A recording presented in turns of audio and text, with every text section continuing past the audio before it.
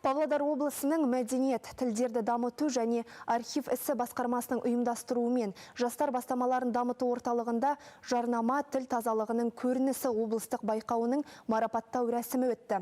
Салтанатты шараның куәгері болып қайтқан тілші әңгімесінде.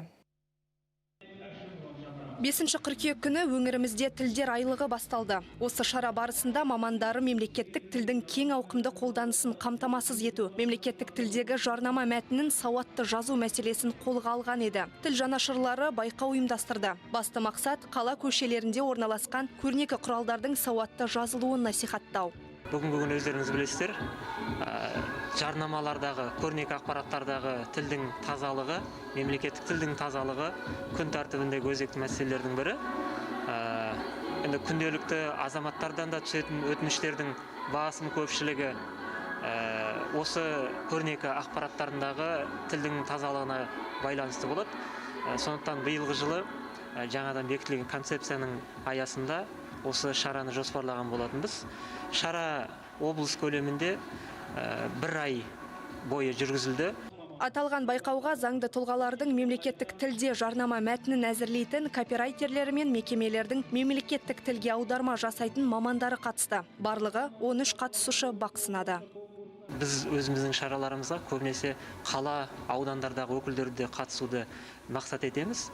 Осыған байланысты қала, аудандарда осы жарнама саласында жұмыс жасайтын, әсіресе бұқаралық ақпарат құралдарындағы баспа беттерінде жарнамамен айналысатын мекемелердің, газеттердің аудармашылары, редакторлары, сол жердегі тілшілер қауымының арасында осы шара өтті.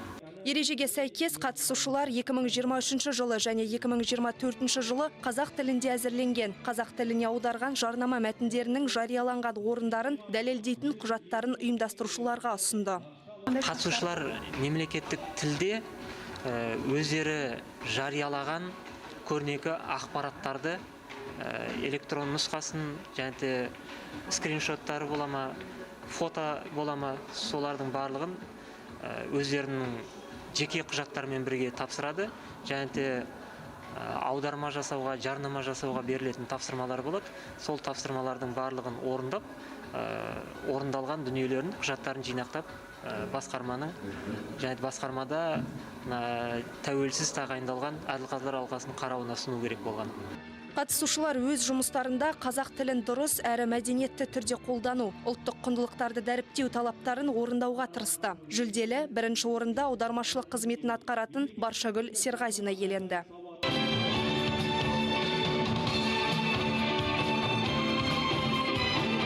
Аудармаларды бізге тапсырыс береді. Фирма, неше түрлі осындай кәсіпкерлер, солар бізге тапсырыс береді, біз оларға аударып береміз. Конкурс жақсы өтіп жатыр.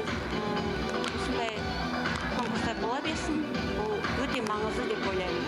Айта кетейік, облыс байқауынан 1-ші орынды иеленген қатысушы республикалық байқауға жолдама алады. Ал барлық қатысушылар алғыс хаттармен, ақшалай сыйлықтармен марапатталды. Кейін шара концерттік бағдарламаға ұласты. Сабина Жолдаспаева, Алексей Мехедов, ертіс ақпарат.